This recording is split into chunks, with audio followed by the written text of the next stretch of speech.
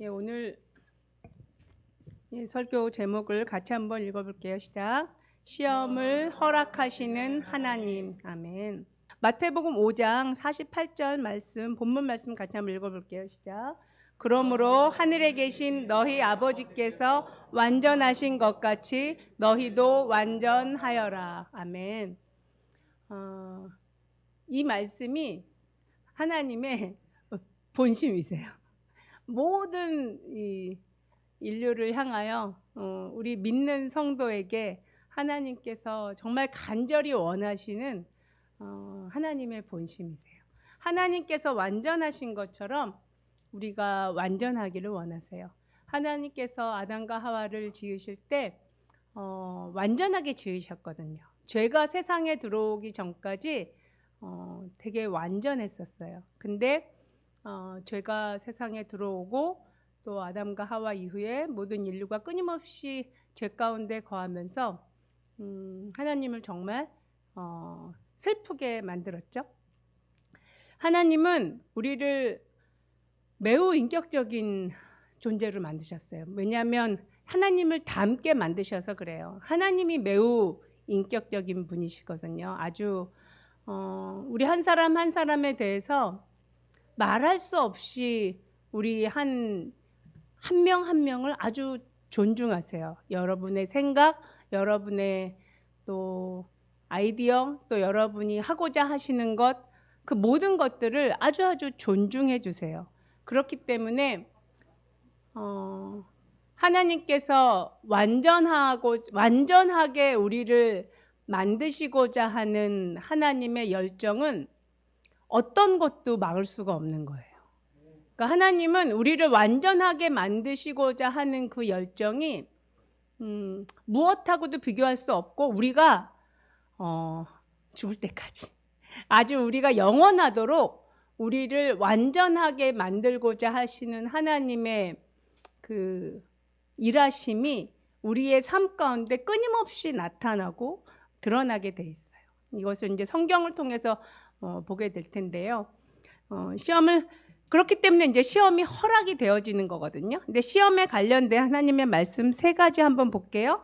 마태복음 4장 1절 시작. 그 즈음에 예수께서 성령에 이끌려 광야로 가셔서 악마에게 시험을 받으셨다. 야고보서.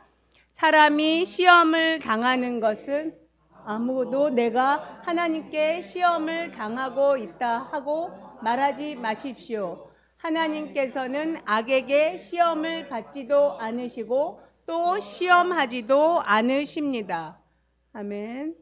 네, 시작. 사람이 시험을 당하는 것은 각각 자기의 욕심에 이끌려서 꿰매에 빠지기 때문입니다. 아멘. 이제 우리는 하나님께 이제 시험을 받는다라고 생각해요. 저도 이제 그렇게 생각하는데 이제 말씀을 찾아보면 이 예수님께서 성령에 이끌려서 광야로 가셔서 누구에게 시험을 받았다고요? 악마에게. 그러니까 시험을 하는 그 직접적인 주체는 악마예요. 마귀인데 그 악마가 시험을 하도록 그걸 내버려 두시는, 허락하시는 분이 하나님이시라는 거예요. 또 야고보서에 보면 시험을 당하는 이유는 뭐라고 얘기해요? 뭐 때문에요? 욕심 때문에. 그렇죠? 성경을 통해서 이렇게 많은 성경에 이제 유명한 인물들이 참 많이 나오는데 이렇게 많은 사람들이 시험을 당해서 하나님으로 말미암아 허락되어진 우리가 오늘 본문에서 다루진 않지만 우리 욥기를 잘 알죠? 욥이 어떻게 시험을 당하는지, 마귀가 시험을 하겠다고 하나님한테 건의하고 하나님께서 그럼 해라 하고 허락을 해주시죠. 그래서 욥이 시험을 당하거든요. 천국에서나 지금 우리가 성경을 통해서 유명한 성경의 인물들이 되게 많이 있어요. 근데 그 인물들은 우리 안에서도 유명하지만 그리스도인들에게만 유명하죠. 하지만 천국에서도 굉장히 유명할 거라고 생각이 돼요. 그래서 이제 성경에서 나온 어떤 유명하신 인물들을 살펴보면서, 근데 그렇게 유명함에도 불구하고 그분들이 그 인생의 삶 가운데 굉장히 큰 어려움을 많이 겪으셨거든요.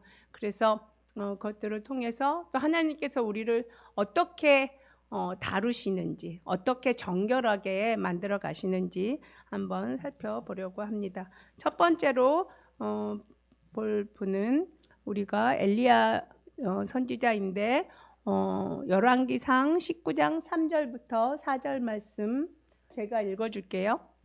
엘리야는 두려워서 급히 일어나 목숨을 살리려고 도망하여 유다의 부엘사바로 갔다. 그곳에 자기 시종을 남겨두고 자신은 홀로 광야로 들어가서 하루길을 더 걸어 어떤 로뎀나무 아래로 가서 거기에 앉아서 죽기를 간청하며 기도하였다.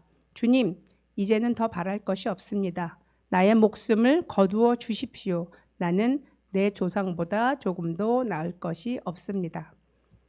예, 그 성경에 보면 이제 히브리서에도 특히 그런 말이 나오지만, 엘리야는 우리와 같은 성정을 가진 사람이로되 이제 이렇게 표현을 해요. 저는 개인적으로 엘리야가 가장 드라마틱한 삶을 살았다고 생각이 들어요. 그러니까 어떤 드라마틱한 삶이냐면, 엘리야가 그 기도했을 때 가뭄에 오랫동안 가뭄에 들었던 그 지역이 비가 왔고, 또 엘리야가 기도했을 때 왕과 많은 사람들 앞에서 하늘로부터 불이 떨어졌거든요. 그러니까 엘리야가 기도했던 모습, 그러니까 기도한 대로 하나님께서 응답하셔서 어떤 초자연적인 이적이 나타났던 이것이 이스라엘 사람들에게 아주 깊이 각인이 돼요. 그래서 이들이 예수 그리스도에 대해서도 당신이 그 약속하신 메시아면 명해서 하늘에서 불이 떨어지게 하시오. 그래야지 당신이 메시아라는 걸 우리가 믿겠소. 이렇게 그 유대 지도자들이 예수님한테 막 요구를 하거든요. 그러니까 그건 뭐냐면, 엘리야가 기도했던 이 가장 인상적인, 정말, 그리고 많은 사람들이 이렇게 놀라워했고 두려워했던 그런 모습이 바로 엘리야의 기도하는 모습인데, 엘리야가 기도하고 그 기도한 대로 하나님이 응답하셨지만, 그때 어떤 일이 생겼냐면, 얼마 전에 우리 문 목사님께서도 이 본문을 다루신 적이 있어요. 아무 일도 안 일어났어요. 즉 바알 선지자가 물론 죽임을 당했지만 당장 어떤 눈에 보이는 백성들이 전부 다 예수, 그러니까 하나님을 믿겠다고 들고 일어나서 아합 왕가를 심판을 했다든가 민중들이 봉기를 했다든가 이런 게 하나도 없어요. 오히려 이세벨 그 아합의 이제 부인되는 이세벨 여왕이 살기가 등등해서 엘리야를 죽이겠다 그랬죠. 그러니까 죽이겠다고 하니까 이때 오늘 방금 읽은 로뎀나무 아래에 가서 이제 하나님한테 그랬어요. 그냥 죽여달라고. 그러니까 본인이 생각한 어떤 내가 하나님의 말씀대로 행했고 또 그 말씀대로 놀라운 일이 일어났는데 환경은 변화된 게 없는 거예요. 그러니까 굉장히 이제 실망이 된 거죠. 오히려 자기 목숨을 이제 그런 이제 위험에 처하게 되기 때문에 몹시 실망을 한 거예요. 그래서 차라리 죽는 게 낫다라고 생각을 한 거예요. 그래서 하나님 앞에 나를 좀 죽여주세요. 이렇게 얘기했었어요. 즉 엘리야의 그 여기서의 어떤 시험이라고 한다면 자신이 기대한 대로 되어지지 않는 것에 대한 실망감이에요. 이게 어떤 다른 게 아니라 하나님의 일이죠. 또 하나님을 믿는 신앙이 이스라엘 민족에게 회복되기를 원했고, 또 정말 바알 신앙이 완전히 사라지기를 원했고, 그게 무엇보다도 하나님이 원하신 일이라고 생각이 됐고 또 그걸 위해서 목숨을 걸고 순종하면서 일했거든요.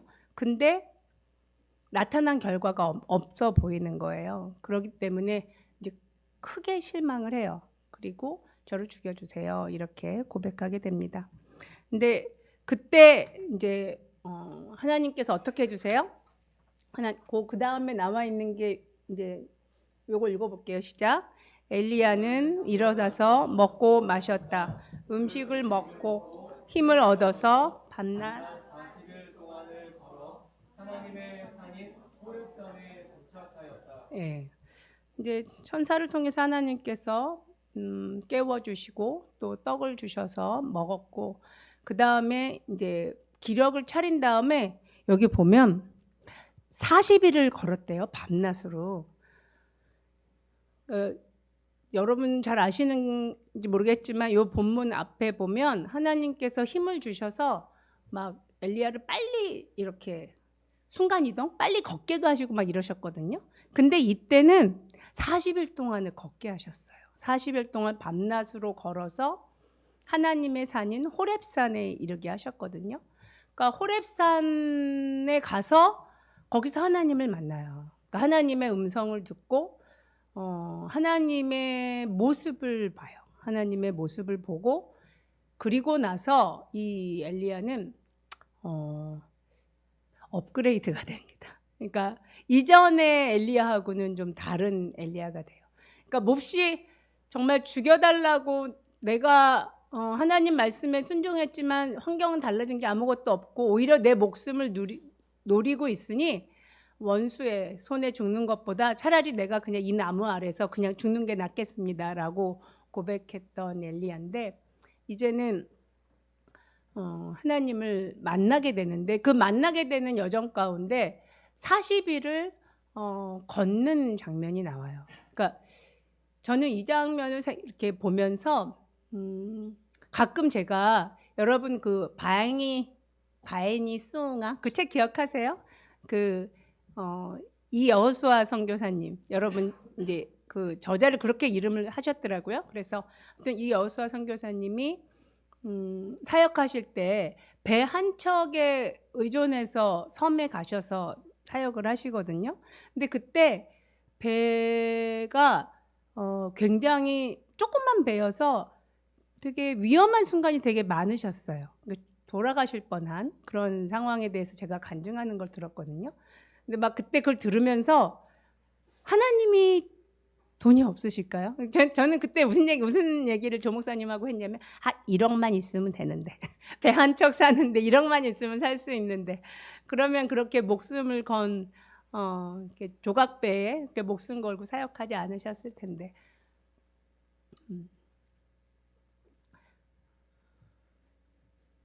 하나님이 왜 이 엘리야를 40일 동안을 밤낮으로 걸어서 호렙산에 가게 하셨는지 생각을 해야 돼요. 그게 필요했던 거예요.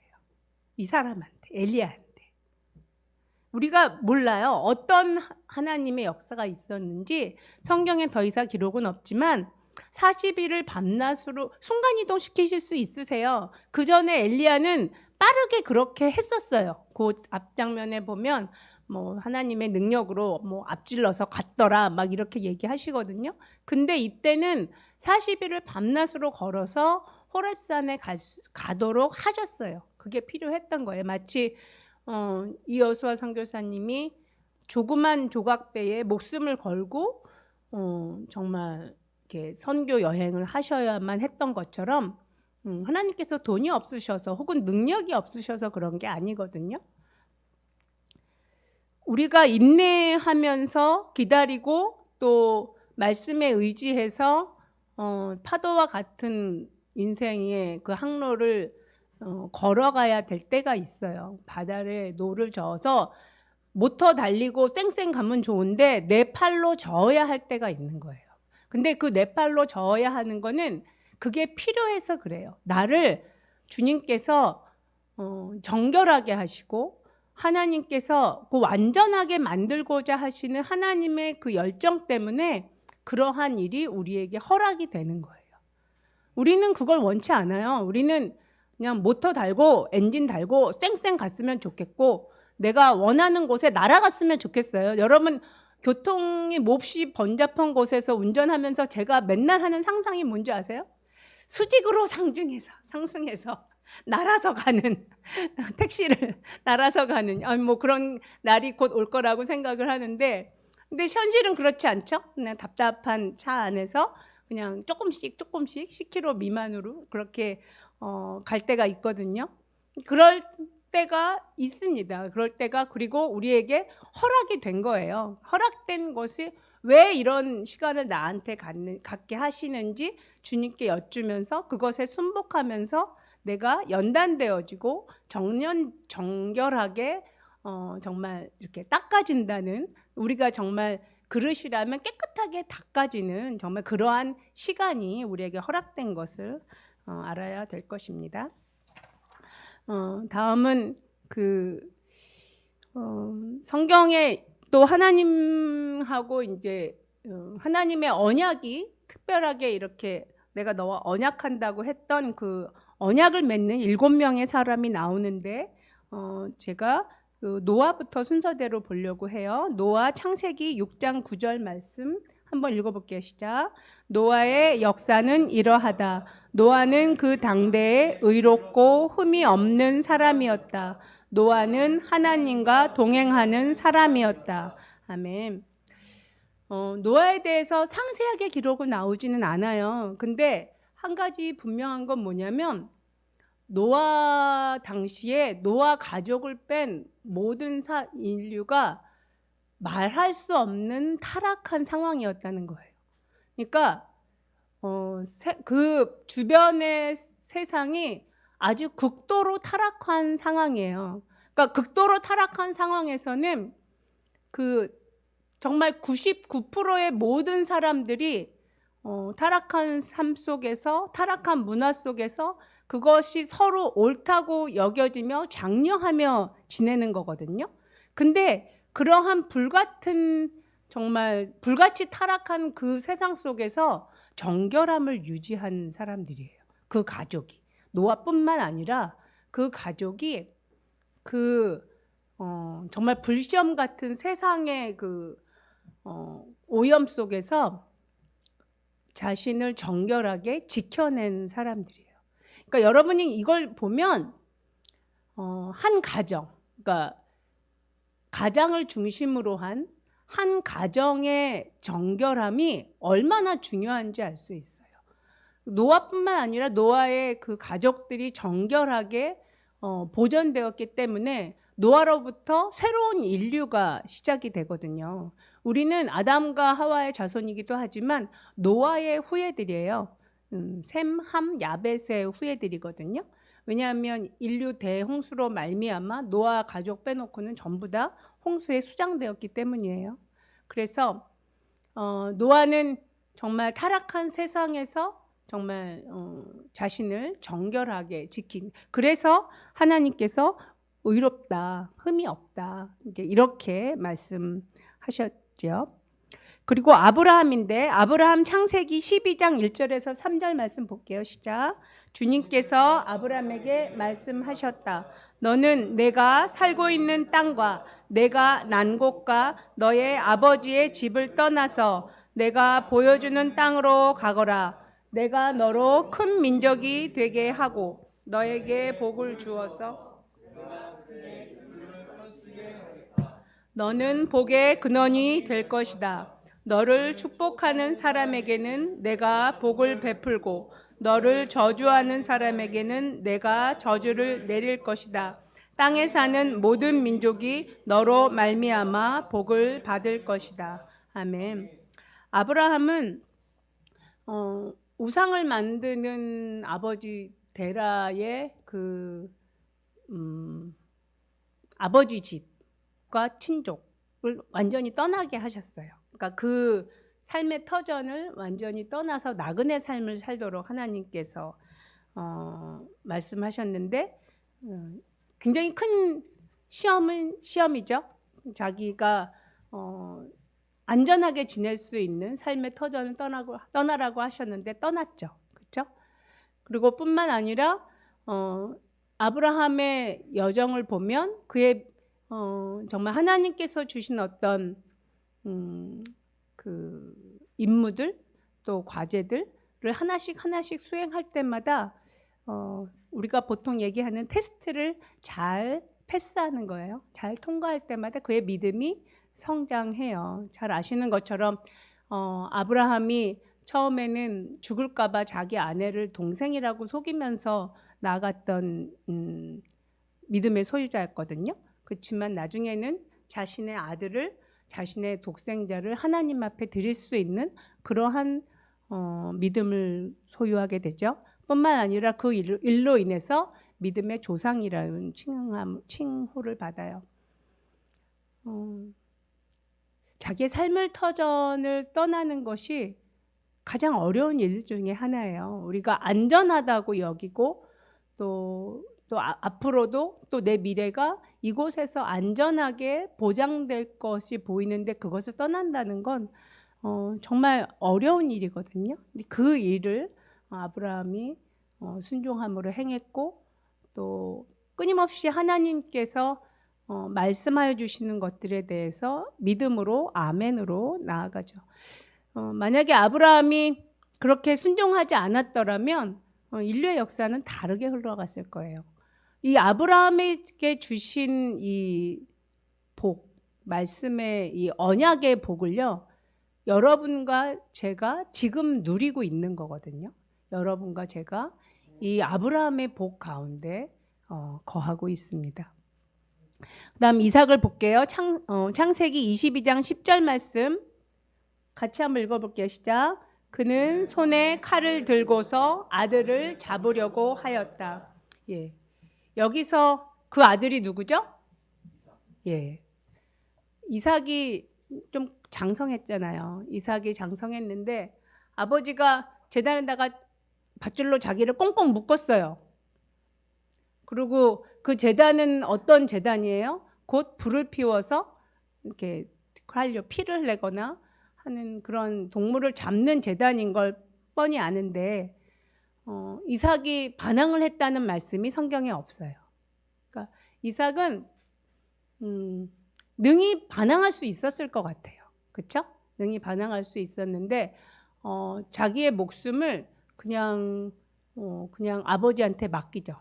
그죠? 그래서 아브라함이 죽이려고 칼을 치켜들었을 때 하나님께서 아브라함아 아브라함아 하시면서 그걸 멈추게 하세요. 이삭의 테스트는 저는 이거였다고 생각을 해요. 목숨을 내놓는 테스트거든요. 사람이요, 목숨이 왔다 갔다 하는 일에는 대부분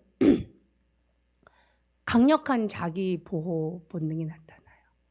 그러니까 다른 건 다 양보해도 목숨을 양보하기는 거의 불가능해요.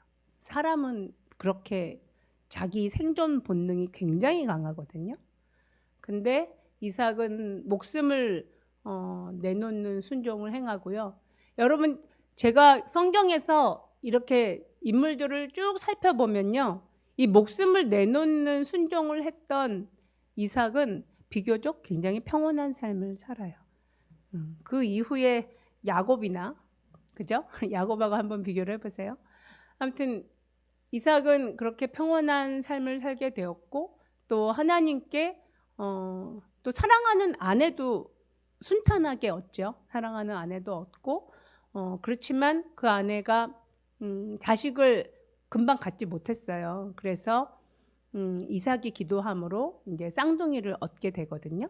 근데 그 다음이 야곱인데 야곱은 제가 말씀을 찾아놓은 게 없어요. 이거는 모세 얘기고 그냥 야곱은 제가 그냥 이야기로 말씀을 드릴게요. 야곱은 잘 아시는 것처럼 동생으로 태어났죠. 쌍둥이 중에. 야곱의 삶에 대해서 여러분들이 성경은요 이렇게 특히 창세기는 되게 읽으면 재밌어요. 왜냐하면 아주 이야기가 아주 드라마틱하게 흘러가고 마치 소설처럼 굉장히 재미가 있는데 야곱은 동생으로 태어났지만 장자권을 갖기를 원했어요. 이게 장자권이라는 건 뭐예요? 권세죠. 그리고 돈이에요. 돈과 권세가 있는, 그리고 가문의 책임감을 이렇게 부여받는 그런 어떤 권력욕이 있었던 거예요. 또한 뿐만 아니라 장자권을 굉장히 탐했고, 그래서 형을 속여서 빼앗고, 그 다음에 아름다운 라헬을 굉장히 사랑했어요. 그러니까 아름다운 여인을 굉장히 탐했던 거거든요. 그러니까 탐했다라고 표현하는 게 어떨지 모르겠는데, 실제로 그 여인을 사랑했기 때문에 7년을, 또 나머지 7년, 14년을 종살이를 하는 것처럼 일을 하면서도 그 날이 그렇게 힘들지 않았다라고 얘기를 해요. 그만큼 굉장히 라헬을 사랑했던 거예요. 아주 어마어마하게. 이게 제가 야곱의 삶을 보면서 아주 중요한 원칙을 하나 찾아냈는데, 그게 뭐냐면 하나님보다 더 사랑하는 존재가 있으면, 그러니까 그걸 하나님이 원치 않으세요. 그러면 그 사람도 불행해지고 자기도 불행해져요. 야곱이 라헬을 굉장히 사랑했죠. 그리고 라헬이 낳은 요셉을 굉장히 사랑했어요. 그래서 편애했죠. 근데 야곱의 입장에서는 거의, 여러분 성경을 보시면 잘 느껴지는데 거의 애착에 가까워요. 아주 집착하거든요. 그 라헬에 대한 집착, 그 다음에 요셉에 대한 집착. 근데 이 집착으로 말미암아 요셉은 형들에게 시기를 받아서 포로로 이집트로 넘겨졌죠. 또 라헬은 임신을 못해요. 초기에 임신을 못해서 하나님께서 레아를 불쌍히 여기셔서 레아는 아이를 낳는 복을 얻었지만 라헬은 오랫동안 태가 열리질 않다가 결국 하나님께서 허락해 주셔서 아이를 낳지만 결국은 베냐민 낳다가 죽잖아요. 또한 라헬은 굉장히 아름다운 여인이었지만 아버지 집에서 그 드라빔, 즉 우상 숭배할 때 점칠 때 필요한 어떤 도구를, 물건을 훔쳐와요. 그 일로 말미암아 그 원수가, 마귀가 그 집안에 역사할 수 있는 어떤 권세, 어떤 힘이 들어오는, 악마의 힘이 들어오는 그런 통로 역할을 합니다. 또 그건 뭐예요? 하나님에 대한 깊은 신앙이 없었던 거예요, 라헬에게는. 야곱은 그런 라헬을 몹시 사랑했고, 라헬이 드라빔 가져오자마자 얼마 안 돼서 딸이 강간당하는 일이 생기잖아요. 원수는 합법적으로 일을 하지, 원수가, 마귀가 불법적으로 일하는 게 아니에요.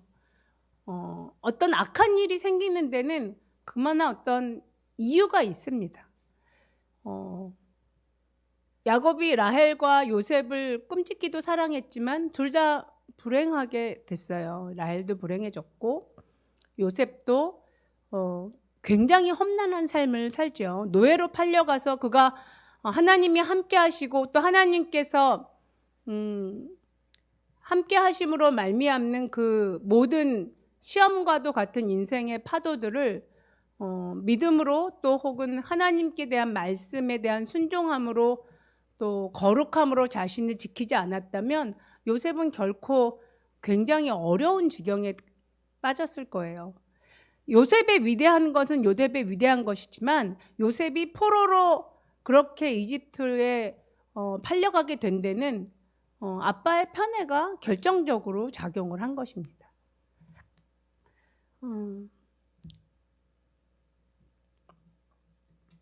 또한 이 야곱이 굉장히 돈, 어떤 물질, 이제 가축도 많이 얻었고 막 장인 집에서 일하면서 많은 어떤 재물을 쌓았지만 그 많은 재물이 에서를 만나면서 실은 다 없어져요. 다 선물로 다 주거든요. 그러니까 하나님보다 더 집착하는 것들, 돈이면 돈, 또 사람이면 사람, 어떤 관계들, 이 모든 것들이 다 허물어져요. 그게 왜 그러냐면 그게 허물어져야 하나님 앞에 무릎을 꿇을 수가 있어서 그래요. 하나님께서 그것을 일부러 종용하시는 것이 아니라 그 부분이 온전하지 않기 때문에 원수가 합법적으로 틈을 살 수 있는 권리를 갖게 되기 때문에 그래요. 그래서 성경에 보면 욕심으로 말미암아 시험을 받는다라고 말씀하시는 것이 맞는 거예요.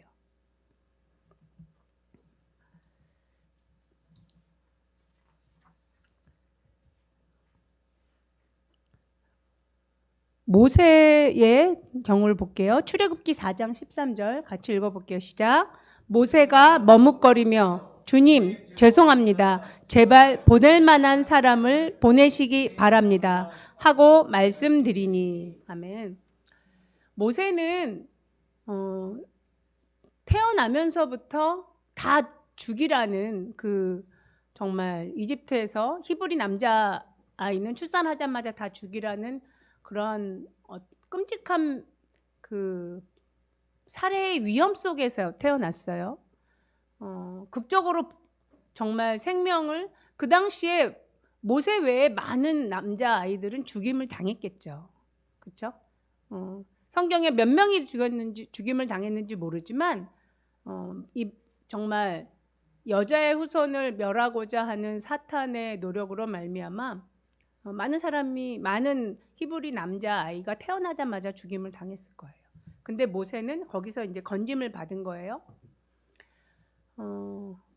모세에게는, 그리고 모세가 자라면서 자기 그러니까 엄마하고 누나에 의해서 양육을 받잖아요. 그렇기 때문에 그 모세에게는 그 민족을 구원하고자 하는, 자기 민족을 구원하고자 하는, 그리고 자기 민족을 사랑하는 마음이 굉장히 강했어요. 그렇게 강하지 않고서는 히브리 사람과 이집트 사람이 다툼이 있을 때 이집트 사람을 죽이지 않았겠죠. 그러니까 그 히브리 사람이 자기의 동포가 억울한 일로 고난을 당하는 것을 보고 마음속에서 의분이 난 거예요. 엄청 화가 난 거거든요. 그래서 이집트 사람을 죽일 수 있었어요. 사람을 죽인다는 게 이게 쉬운 게 아니잖아요. 결코 아무나 할 수 있는 일도 아니고. 그럴 수 있는, 근데 이게요 단순한 사건이 아니고 왕자가 사람을 죽였어 이런 정도의 일이 아니라, 실은 성경은 또 만약에 말씀대로 율법으로 양육을 받았다면 사람을 죽이는 건 죄라는 거는 당연히 알고 있었을 거예요. 그러니까 하나님의 말씀, 하나님의 법보다 이집트인을 향한 그 분노가 더 컸던 거죠. 그러니까 전체 민족, 이스라엘 민족에 대한 그 사랑하는 마음, 아주 탈출시키고 구원시키고자 하는, 그리고 이미 자기는 왕족이잖아요. 왕족의 어떤 이점 것들을 사용해서 자신의 민족을 구원하고자 하는 마음이 아마 그 안에 굉장히 강했을 거예요. 이게 굉장히 어려운 부분인데요. 하나님보다 자기 민족을 더 사랑하는 거예요. 하나님보다. 자기 민족을 더 사랑하는데 하나님께서 이스라엘 민족을 위하시잖아요. 그리고 사랑하시잖아요. 근데 그 이스라엘 민족을 구하고자 하는 그 열정이 하나님을 앞설 때 그는 살인자가 되고 미디안의 양치기로 80세가 될 때까지 내버려둬요. 80세. 80이 되도록 그는 다 포기했어요. 그 자기가 소명, 사명, 내가 어떤 존재의식 이런 거 다 포기했어요. 다 포기하고 그냥 양치기로 살고 있었거든요. 근데 하나님께서 어느 날 막 떨기나무가 불에 활활 타는데 불이 안 타는 신기한 걸 보여주셔서 이게 뭐지? 하고 앞으로 갔다가 하나님께서 말씀하시는 거잖아요. 네가 이스라엘의 지도자가 돼서 내 백성을 끌어와라 이렇게 말씀하시니까 굉장히 이 모세가 변한 거예요. 어떠한 상태로 변했냐면 매우 소극적인 사람이 된 거예요. 나는 그럴 만한 주제가 못 됩니다. 나는 그럴 만한 말도 못하고 또 그럴 만한 사람이 못 되니 저 말고 다른 사람 보내세요. 저는 그럴 만한 자격이 없는 사람입니다 하고 하나님 앞에 끝까지 부인하는 거예요. 그게 이 장면이거든요. 죄송합니다. 제발 보낼 만한 사람을 보내세요. 저는 아닙니다. 그러니까 모세가 진짜로 겸손해진 거예요. 이게 그냥 아는데 겸손하고 이런 게 아니라 진짜로 겸손해진 거예요. 진짜로 자신은 자격이 없다라고 생각하는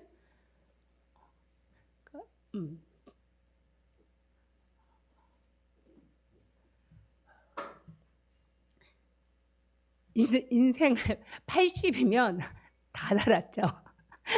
여러분 한번 생각을 해보세요. 내가 청년 때 무슨 짓을 했어요. 근데 감옥에 간 건 아니지만 감옥같이 해서 80을 살았어요. 80이 됐는데 하나님이 부르시는 거예요. 그러니까 얼마나 황당해요. 기력도 옛날 같지 않고 힘도 없고 할아버지인데 뭐 그때도 할아버지고 나중에 더 오래 사셨지만 아무튼 할아버지인데 그러니까 진짜 겸손해졌기 때문에 하나님께서 모세를 사용하셨어요.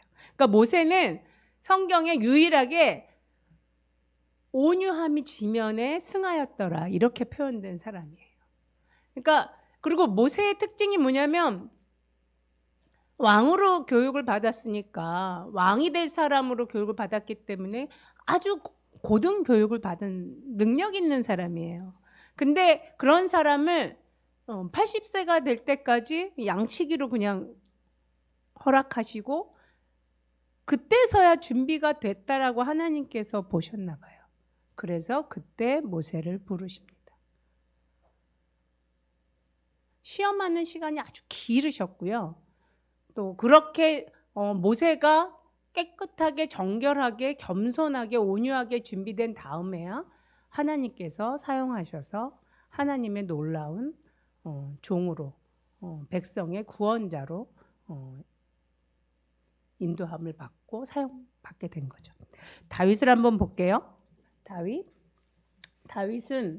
다윗도 말씀엔 찾아놓은 게 있나? 예. 네, 다윗은 저 말씀은 아닌 것 같은데, 예, 다윗은 보면 다윗이 여러분 잘 아시는 것처럼 다윗이 몇째 아들이었어요? 2세. 막내 아들. 우리 교회 성도님들은 성경을 잘 아십니다. 막내 아들이었는데 여러분 보통 막내 아들은 어때요? 사랑을 받나요? 못 받나요? 사랑받죠.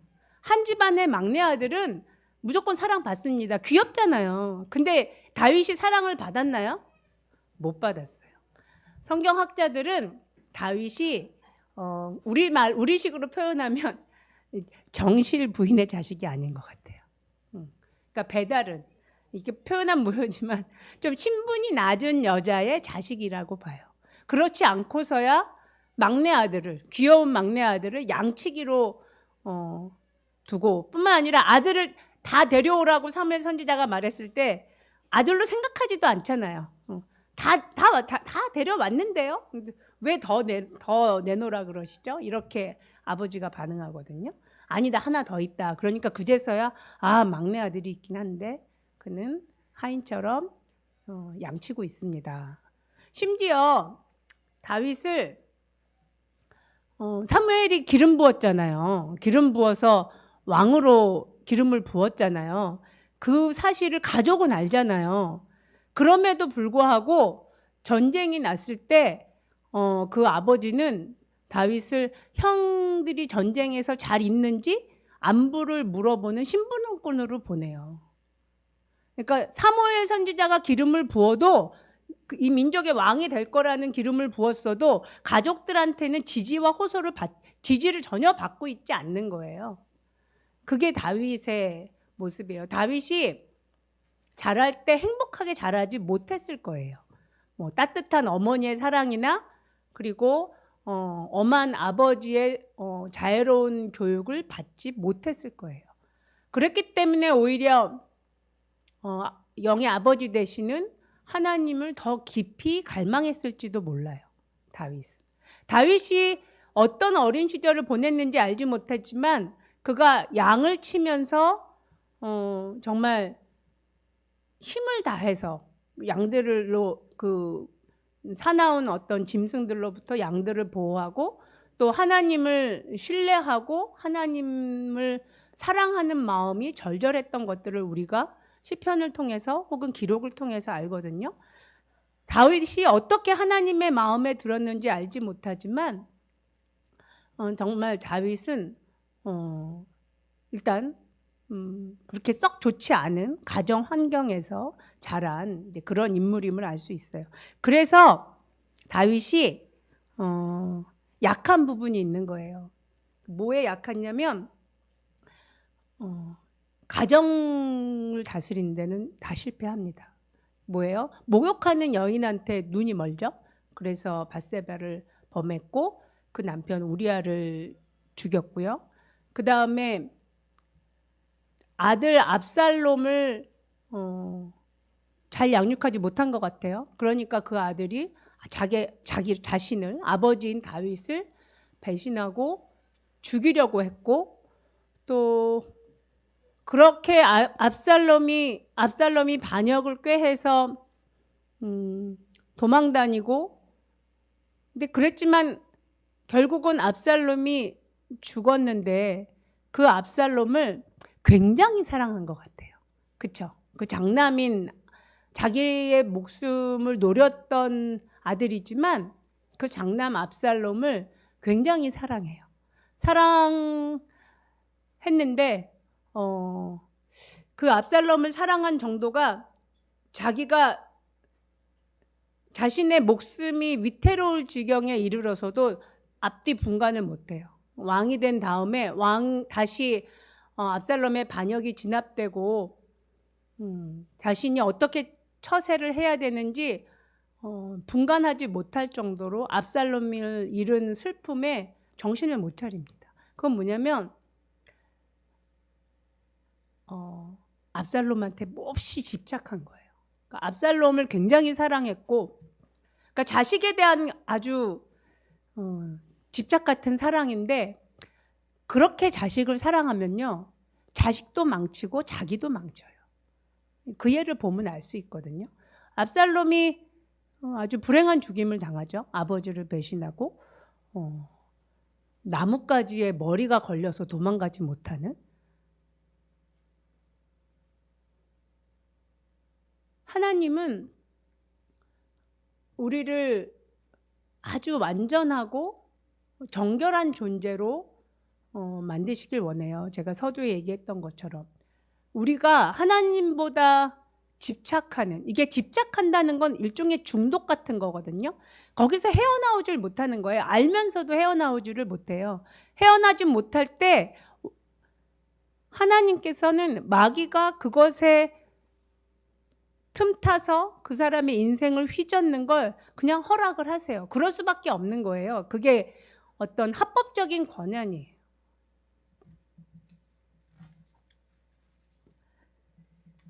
마지막으로 예수님을 살펴볼게요. 예수님은 성경에 나오는 인물들 중에 죄가 없으신 분은 예수님이잖아요. 죄가 있어야 시험을 받는 거잖아요. 근데 예수님은 죄가 없으셔도 시험을 받으셨어요. 마귀에게 시험을 받으셔서 40일 동안 시험을 받으셨고 줄이셨고, 이 마귀가 시험하는 방법이 뭐였냐면 너 자신을 위해서 너의 능력을 사용하라는 거예요. 배고프지? 이 돌을 떡으로 만들어서 너 배고프니까 이거 먹어. 너는 그렇게 할 수 있는 능력이 있잖아. 그러니까 너 자신을 위해서 너의 능력을 사용하라고 그렇게 마귀가 말을 하거든요. 여러분 이거 많이 들어본 말 중에 하나인데 부모님들이 흔히 자식한테 하는 말 중에 공부해라. 공부해. 공부해서 남준이 너 위해서 공부하라 그러는 거야. 이 말 진짜 많이 하잖아요. 근데 이게 성경적으로는 아주 나쁜, 그러니까 나쁘다기보다는 옳지 않은 세계관을 주입하는 거예요. 이게 뭐냐면 자기 자신을 위해서 너의 능력을 사용하라고 마귀가 얘기했던 그거하고 똑같은 거거든요. 그러면 예수님께서 성령님과 동행하셨기 때문에 하나님과 늘 동행하셨고 또 하나님의 생각과 마음을 말씀을 듣고 그것을 통해서 하나님의 능력을 행하셨는데 그것들을 자기를 위해서 행하라고 마귀는 유혹을 한 거예요. 뿐만 아니라 하나님을 시험하라고 유혹하고 그 다음에는 뭐였죠? 세 번째는 자신을 경배하라고 유혹하죠. 그러니까 하나님께서 이 마귀의 시험을 통해서 예수님이 40일 동안 이 일을 겪으시면서 이 시험을 통과하시는데 통과하시고 하나님께서 예수님에게 기대한 것은 무엇이었냐면 고난으로 순종을 배우는 거예요. 그러니까 죄가 없으신 예수님이 이 시험을 통해서 그리고 실제로 예수님은 머리 둘 것이 없다고. 그러니까 뭐예요? 되게 피곤한 삶을 사신 거예요. 그러니까 안정된 삶을 살지 않으셨거든요. 고난 가운데 굉장히 사역에 내몰리는 삶을 사셨어요. 그렇게 사시면서 아버지 하나님 앞에 고난으로 순종함을 배웠다고 기록이 되어져 있어요. 예수님께서 이 마귀에게 대응하셨던 말씀들은 전부 다 성경 말씀들이었거든요. 이게 우리가요 성경을 성경책이 있고 성경을 목사님으로부터 듣고 혹은 내가 성경을 읽지만 우리가 원수의 혹은 어떤 상황 가운데 있을 때 그 상황을 이겨낼 수 있는 어떤 근본적인 힘은 내가 깨달은 말씀이에요. 내가 읽고 내가 깨달아서 내 안에 이렇게 살아있는 말씀들이 그게 성령의 검이 됩니다. 우리가 시험을 통과할 수 있는 유일한 방법이에요.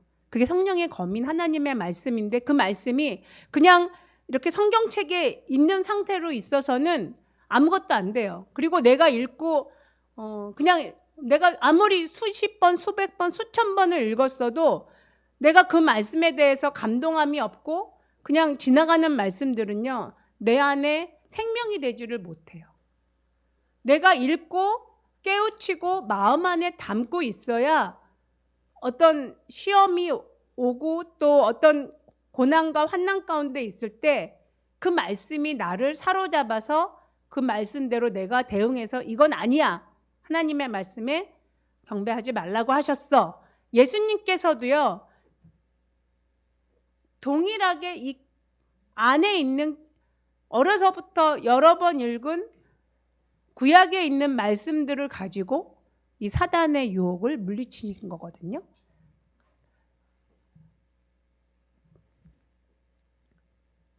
하나님은 우리를 포기하지 않으세요.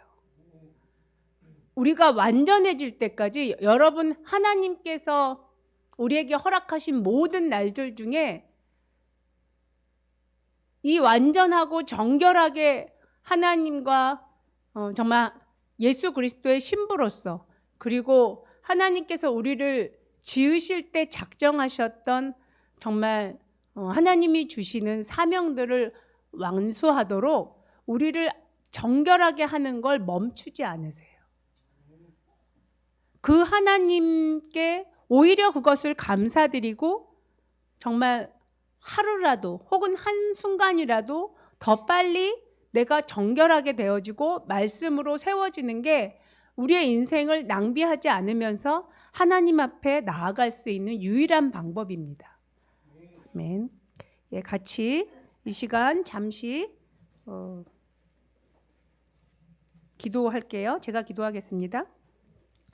하나님 아버지, 이 말씀들에 대해서 흘러 떠내려 보내지 않도록 주님, 우리 마음 안에 하나님의 말씀을 깨달을 수 있는 성령님의 빛을 비추어 주시옵소서. 아버지 하나님, 성경의 모든 정말 유명한 인물들을 살펴보며 그들의 인생길에서 어떠한 시험을 받고 또 어떻게 정말 그들의 인생이 펼쳐졌는지를 잠시 돌아보았습니다. 아버지 하나님, 우리를 정결한 신부로, 우리가 거룩한 그릇으로 정말 온전하게 잘 준비되어 하나님께서 우리를 지으신 본래의 목적대로 충실한 삶을 사는 우리 서진 성도님들 될 수 있도록 역사하여 주시옵소서. 감사드렸고 예수님의 이름으로 기도드립니다.